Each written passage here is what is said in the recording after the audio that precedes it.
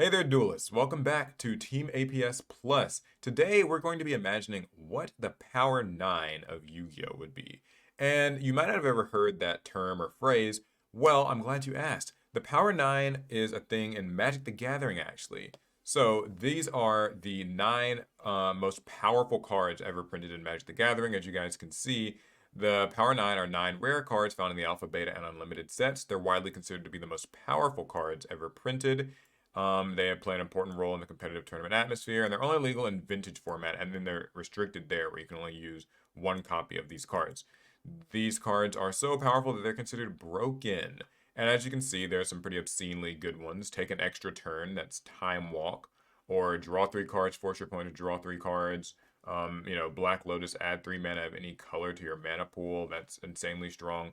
So, even if you don't play Magic, I think you can read some of these cards and just realize, wow, this stuff is pretty nuts. So I thought to myself, okay, if Yu-Gi-Oh were to have a Power 9, what would it be? And there's a few different ways you can think about it. You can sort of view this as like, the 9 most iconically powerful Yu-Gi-Oh cards, the 9 cards that were the strongest in their sort of heyday. What are the 9 strongest cards today? I don't even know how much thought or like exact stipulations I put on this. I just thought of 9 cards that are classic cards because like I wanted to sort of mirror the Magic the Gathering thing where like they're kind of more on the old end. There's like maybe 1 or 2 exceptions on this list that you guys are gonna see, and I just thought of cards that I feel can't come off the ban list, or it would be very difficult for them to come off the ban list. So yeah, every card in this list is banned. There are 6 spells, there's 2 traps, and there's 1 monster. Um, yeah. So before we get into it, I do want you guys to leave in the comments below what your Power 9 of Yu-Gi-Oh! Would be. The 9 strongest or most iconic or most broken or whatever cards. Um, yeah, alright, so let's get into it with the first one. You guys can probably guess. It's Pot of Greed. So this should be a surprise to nobody. It's a simple spell that lets you draw 2 cards from your deck, in case you didn't know what it does. And this is very... So this one's interesting, right? I think that this card represents a card that you can play and profit, but when you compare it to kind of equivalent cards from other card games, it almost doesn't feel like all that obscene, right? Like, in Magic, they had a card that lets you draw 3 or make your opponent draw 3. And Pokemon and stuff like that, whenever I play it, I'm always surprised at how many cards will just let you like easily replenish your hand or like draw 3 cards or whatever. And it's weird then that like Yu-Gi-Oh has a card that lets you draw 2 and that has to be unilaterally just banned. I think the thing with Pot of Greed is that it really exposes how Yu-Gi-Oh's lack of a resource system and lack of real limitations on what you can do in a turn are exploitable, right? So in Yu-Gi-Oh, if you draw a spell, you can just kind of use it. There are very few like play costs to things. Yeah, a card might make you discard or pay life points, but that's a potentially like infinite resource, like even on your first turn. Whereas in a game like Pokemon, Magic, and most other card games, you have to kind of slowly accumulate resources over time, and that's just a difference that Yu-Gi-Oh has. So with Pot of Greed, if you draw another Pot of Greed, you can activate it immediately. If you draw like any particular card, you can just activate it immediately. The only thing you can only really do once in a turn is normal summon, and like special summons are unlimited, and life points are just a resource to be burned. It's really interesting that just draw 2 in Yu-Gi-Oh is still seen as so much stronger than like a draw 3 in other games where that gets to be legal. So yeah, Pot of Greed for sure. Next card is Graceful Charity. So far, none of these should be surprising you. A hot take of mine is that Graceful Charity is more broken than Pot of Greed. That might be more of a lukewarm take. I don't know. I mean, it should be kind of obvious. Draw 3, discard 2. So the difference with Pot of Greed here is that Pot of Greed is a +1, and Graceful Charity is actually a 0 in card economy because you are losing 3 cards total when you add in like Graceful Charity. So you might think that Pot of Greed is stronger. But if you play Yu-Gi-Oh for all of about a day, you'll find out that the graveyard's a pretty nutty resource in its own right. The fact that you get to discard 2 cards means you can set up all sorts of strategies. Today, this card would be obscenely powerful, but even back in the day, I mean, just getting cards in the grave to set up a Chaos Monster summon, to set up something that you can recover, any number of like old school kind of grave effects that were still pretty relevant, that made Graceful Charity quite strong. Something else too is that you're digging 3 cards deep instead of 2 cards deep, and the 2 that you discard at the end are from your entire, accumulated hand after you draw 3. So if I have 5 cards in hand, I activate Graceful Charity, and then I like draw, until I have like 8 cards, I can discard. It's so that whole thing is very that makes this card like stronger. Like I feel like Pot of Greed could come off the ban list before Graceful Charity could, but neither of them probably ever will. Okay, next card is Delinquent Duo. Now this one's fun. Pay 1,000 life points. Your opponent discards a random card, and if they have any other cards in their hand, then discard one more card of their choice. So this was a card that I went kind of back and forth between this, Confiscation, and Forceful Sentry because all three are fairly similar and have really strong effects. But I just went with Delinquent Duo because it's a 2-card discard, which is really just quite brutal, particularly in the context that it was played in. I know I've been talking a lot about how strong graveyard effects are, and certainly I think that this card could in the modern day end up helping your opponent maybe by discarding something to their grave. But I will still say that just the loss and card advantage of like, this one card pulling 2 cards out of your opponent's hand, just brutal. Honestly, watch the Rare Hunter series over in the main channel if you want to see a taste of how strong this card can be. Alec uses it against me all the time.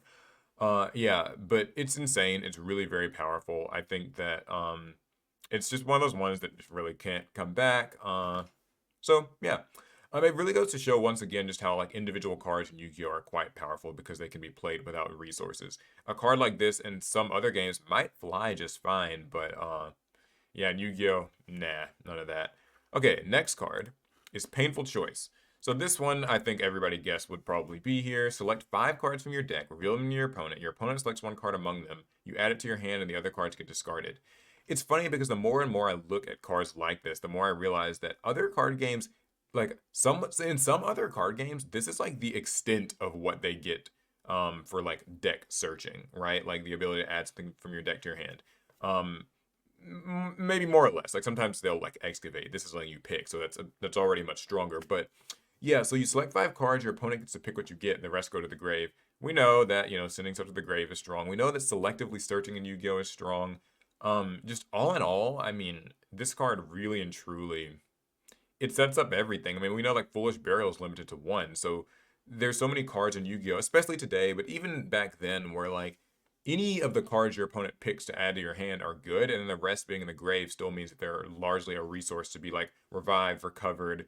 There are so many cards. Like this reminds me of like a old version of there can be only one of That Grass Looks Greener, where it doesn't really matter what goes to the grave and what gets added to hand and all that stuff because like just all the graveyard cards are good and all the cards are really good in hand, and it's just yeah, painful choice, everybody. Obscenely strong, could never really come back in any capacity. It was broken back in its day, and it's especially broken now. All right, next card is Last Will. Now, this is one that I actually do not hear get talked about a lot as far as like iconic banned Yu-Gi-Oh cards go, but it's pretty nuts.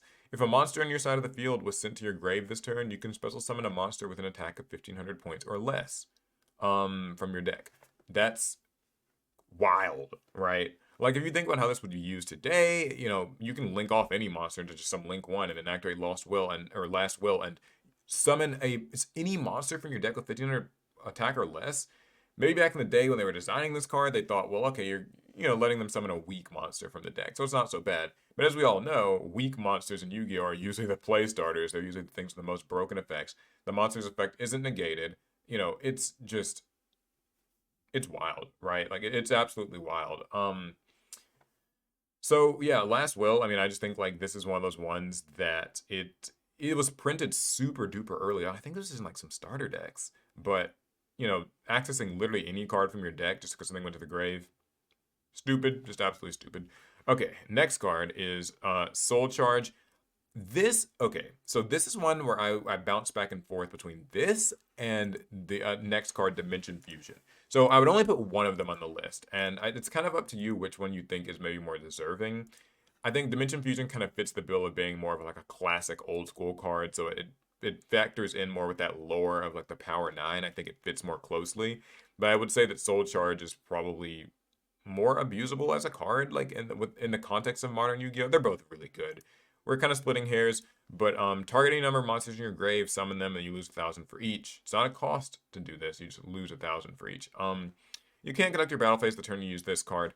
So there was a period of time in Yu-Gi-Oh actually when you could just find deck profiles of all kinds of decks, and like there'd be like these like combo showcases, and be like, here's what this deck can do at maximum power. And ultimately, it would just come down to the fact that they opened with Soul Charge in their hand, so they could do all their deck's crazy combos, then use a Soul Charge, and then do it all over again. to just effectively make a doubly powerful board. And that was kind of the whole thing with this card. It stayed around for longer than I actually thought it would. I think this was at 3 for a very brief amount of time, then it got limited to like 2 or 1 or whatever, and it's obviously banned now. Um, Wild card. I mean, that's all I can really say. Just wild card. Um, I think that Dimension Fusion similarly was banned around like 2008-ish, I want to say, 2008, 2009. But yeah, both players summon as many removed from play monsters as possible. Can be equally obscenely strong, great with like a Dark Arm Dragon, Chaos Emperor Dragon type of, those sorts of cards. A lot of cards getting banished, a lot of cards suddenly coming back. The trap version of this is Return for the Different Dimension, and it's also banned. So you can kind of like, do what you will or may with these two cards. Okay, now getting into traps, Royal Oppression.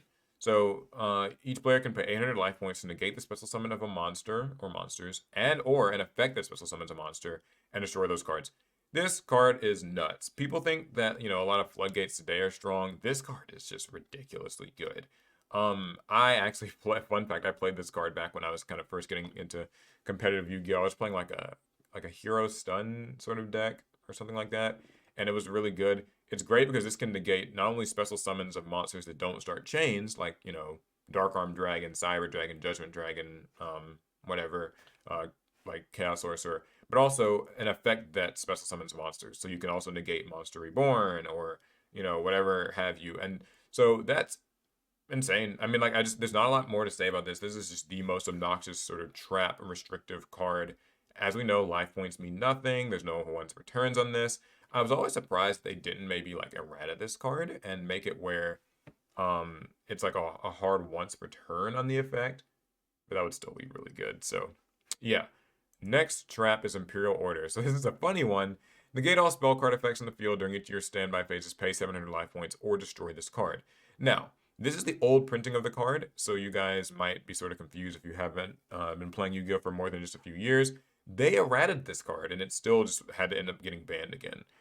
Um, so the changes on the errata were that you had to pay 700 during each standby phase, not during each of your standby phases. So it doubled the amount paid, but also it made it where there was no option to pay 700 to destroy the card. So it used to be that you could keep this card up only as long as you needed it, and then when you didn't want Imperial Order to be on the field, you could just choose not to pay 700. It would destroy itself, and now you can use all your spells that you want while you've locked your opponent out of using spells for the last several turns. Either way, just as we know, spell cards, shocker, are some of the strongest cards in Yu-Gi-Oh! And so locking them down is just obscene. There are cards like Skill Drain that negate monsters' effects on the field. There are cards like Royal Decree that negate traps. But as we know, spells are just the strongest thing in Yu-Gi-Oh! And they have no play cost. Like, you can just kind of play and profit spells for the most part. So being able to negate them and even negate the cards that could out this card, like a Heavy Storm or an MST, makes this just very rude. Okay, last card is Magical Scientist. It's the only monster on this list, and it actually kind of showed me that there's only a few classic, kind of old school retro monsters left on the ban list. There's like this, Fiber Jar, and Victory Dragon, and like maybe there's one more I'm forgetting. Pay 1,000 life points, summon a level 6 or lower fusion monster from your fusion deck in face-up attack or defense position. It can't attack directly, and is returned to your fusion deck at the end of the turn. I mean, it takes one look at this to see where the problems lie. I mean, like, there's no hard ones per turn. You can pay 7,000 life points if you want, and just summon monsters all over the place. They can be used for pretty much anything. They can fuse into other stuff. They can be tributed. They can just kind of, like, whatever. Their effects aren't negated. At the time, there were FTKs with this and, like, Catapult Turtle and that sort of thing. But if you think about how a card like this would look today, I don't even want to imagine. We all know how Link Monsters, the extra deck, and all that stuff goes. It's just absolutely wild. So there's several fusions you could summon that would just be really good. You could even combine it with certain cards, like GB Hunter maybe, where the cards can't even return to the extra deck. So yeah, it's just nuts. It's level 1 also, so like 1 for 1 could summon it. It's, it's one of these FTK cards that is infamous for being such a thing. And that's my Power 9 of Yu-Gi-Oh! It's an interesting question. I think one that a lot of people will have different answers to. I didn't put cards like Monster Reborn on here or, even Change of Heart because that's like unbanned. Let's see, Heavy Storm, Raigeki, Harpy's Feather Duster. Those are all cards that like some people might say are like iconic and feel like they belong, but they are technically legal now. So like that's why I didn't include them. Doesn't mean you can't though. So like I said, leave your list of them in the comments. I'd love to hear it. What you guys have to say, what you think the 9 strongest cards in Yu-Gi-Oh are. These are just my takes. So yeah. All right, subscribe to APS Plus, and I'll see you guys in the next one. Later.